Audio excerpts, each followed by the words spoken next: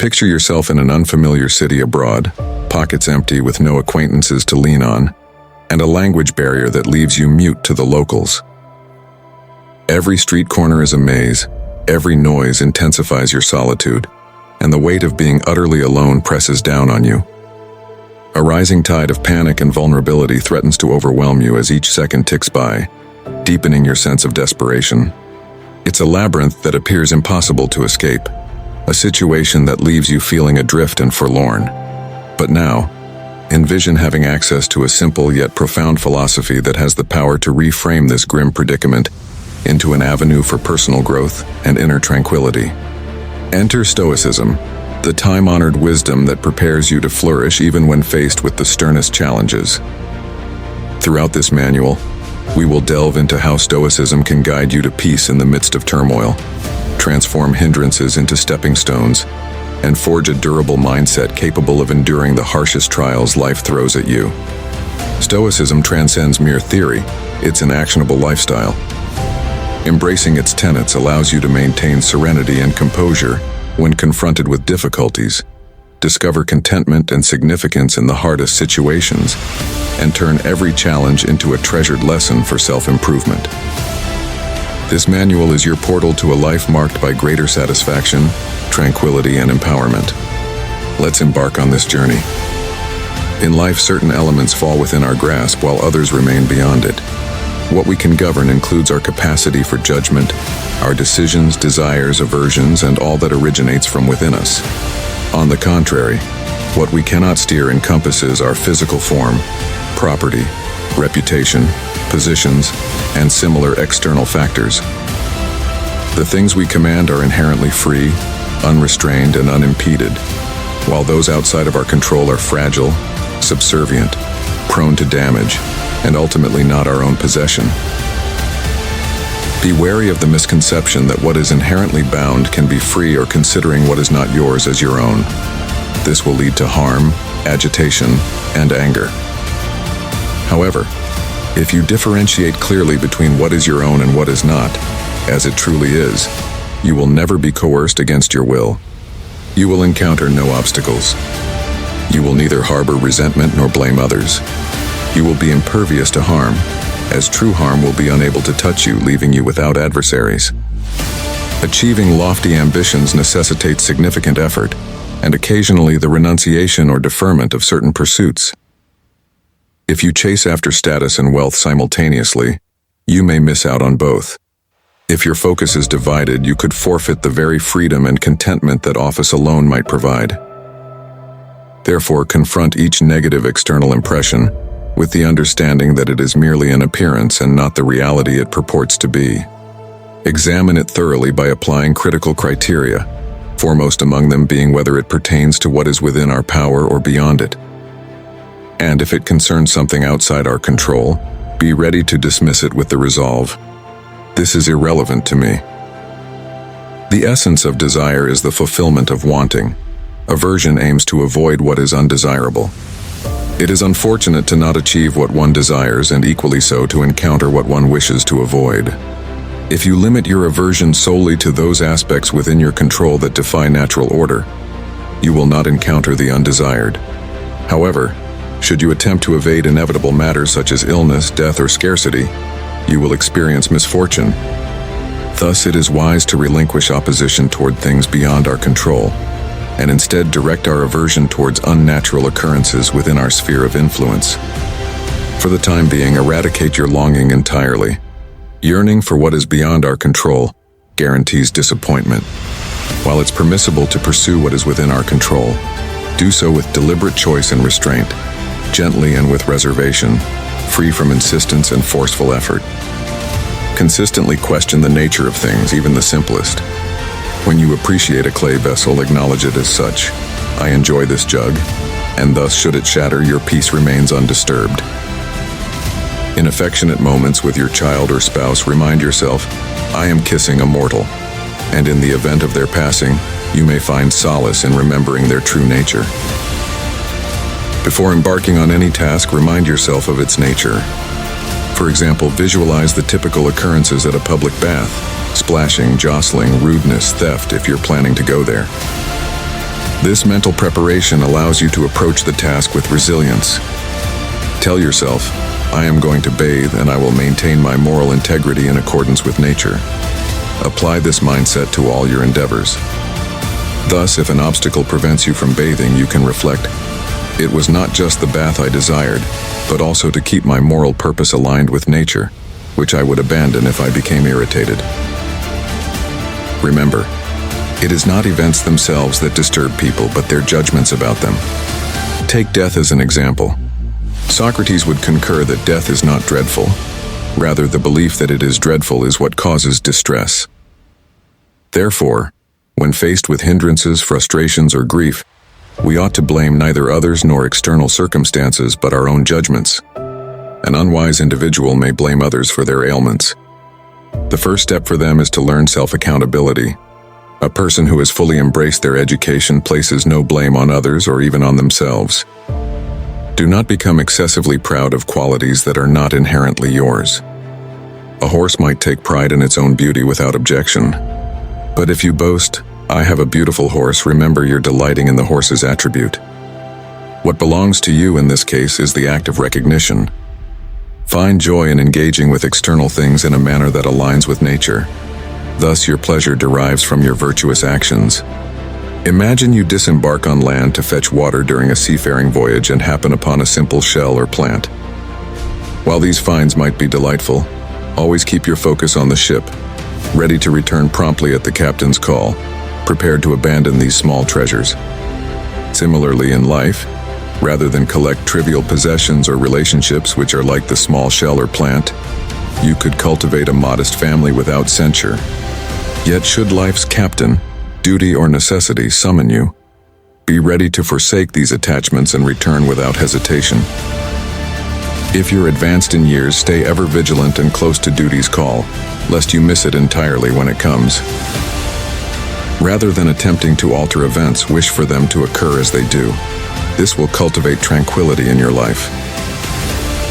An ailment may afflict the body but does not impede the will. In the same way, a limp hinders the leg, not the will. When facing obstacles, remind yourself, this impedes a particular pursuit but not my moral purpose. In daily life, behave as you would at an elaborate banquet. If a dish is being passed and reaches you, take with grace and then let it go. If it has yet to arrive, do not yearn for it prematurely. Simply wait until it is your turn. Apply this patience to family, career, wealth. Embrace them when they arrive, let go when necessary. By doing so, you may eventually be worthy of dining at the table of the divine. Yet if these things are before you and you can abstain, do so. Then you are not merely a participant in the divine feast, but also in their sovereignty.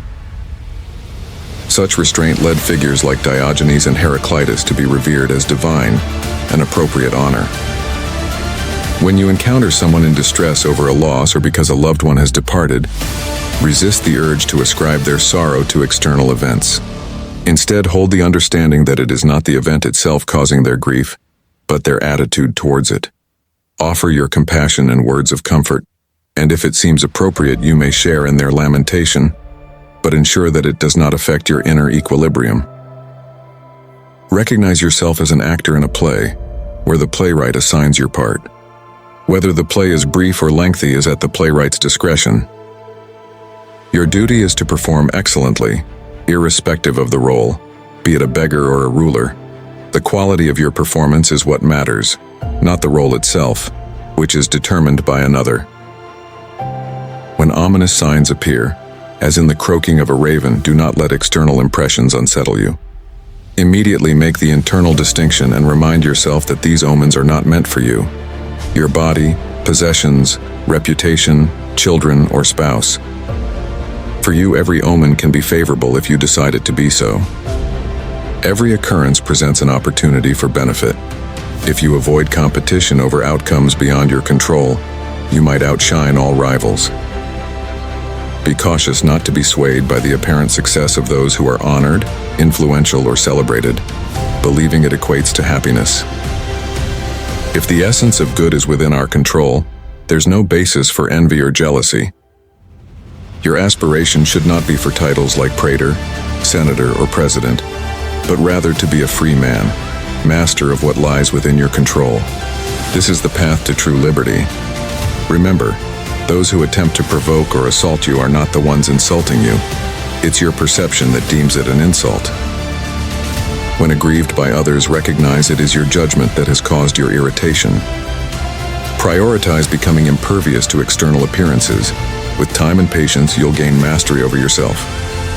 Keep the prospect of death, exile, and all seemingly dire outcomes as constant considerations. By doing so, the thought of death will not dominate your fears, and your desires will become more refined. If you choose to pursue philosophy, anticipate ridicule and dismissive remarks such as, "Suddenly he's a philosopher?" Do not adopt an air of superiority. Remain true to your convictions as a rational being placed in this role by divine will. If you maintain this path, these same principles apply. Those who once mocked you will eventually come to admire you. And if they mistreat you, you can find humor in the situation. If you ever seek external factors to bring happiness to someone, you have strayed from the true path. Therefore, find contentment in embodying philosophy in every aspect of your life. Prove to yourself that you are a philosopher, and you will succeed. Do not let these thoughts trouble you. I shall live without acclaim and be insignificant anywhere. For if the absence of honor is deemed detrimental, it cannot be so through the actions of others. Just as you cannot be dishonored through shame, being elected or invited to a dinner party is not within your control. Consequently, how is this an absence of honor? Moreover, why should you be unknown everywhere when in the domains that are within your control, you possess the highest honor as a true man? However, your friends will not receive undeserved favors. What do I mean by undeserved favors? These individuals will not receive advantageous treatment from me, and I will not bestow Roman citizenship upon them. Who declared these as matters within our control rather than actions of others? And who can bestow upon someone something they lack? Get money, says a friend, so we can have it too. Demonstrate to me the path, and I will obtain it if I can earn money while upholding my integrity, loyalty, and noble character. You can discern for yourself how unjust and negligent you are if you desire for others to possess my misfortunes instead of my virtues. Which would you truly prefer, money or a loyal friend who respects your intrinsic worth? Therefore, assist me in achieving this objective and refrain from urging me to engage in actions that would compromise these virtues. If someone receives more praise than you at a dinner party, or is sought after for advice, rejoice in their good fortune. Conversely, do not lament if they receive undesired attention. It's crucial to recognize that you cannot expect an equal share of things beyond our control if you do not pursue them with the same vigor as others. How can a person who does not seek opportunities be entitled to the same rewards as one who actively pursues them? You would be unjust and covetous if you refuse to pay the price for these things yet still desire them for free. Consider the cost of obtaining greens. Perhaps the cost is a no ball. If someone surrenders their no ball and receives their greens, do not believe you are worse off because you still retain your no ball which you have not given away. This principle applies to real life as well. If you have not been invited to a dinner party, it is likely because you did not convey the appropriate level of admiration to the host. People seek favor from him in exchange for praise and attention. Offer the price that is required if that is what you desire. But if you aim for both without surrendering the first, you are being both greedy and foolish. Instead of discussing gladiators, horse races, sports, food, drinks, or any other topic, especially refrain from engaging in conversations about individuals, whether through criticism, support, or comparison. If someone accuses you of speaking ill of you, do not rush to defend yourself. Instead, respond with phrases such as, "Yes, perhaps because they are unaware of my flaws," or "Who told you?" If that were the case, they would not have spoken as such. Most of us do not need to attend public shows, but if the opportunity arises, demonstrate that your primary concern is for yourself, which implies that you only engage in actions that you find impressive. Exercise caution and restraint when attending public readings. Maintain your own honor and respect, and be mindful not to behave in an unpleasant manner.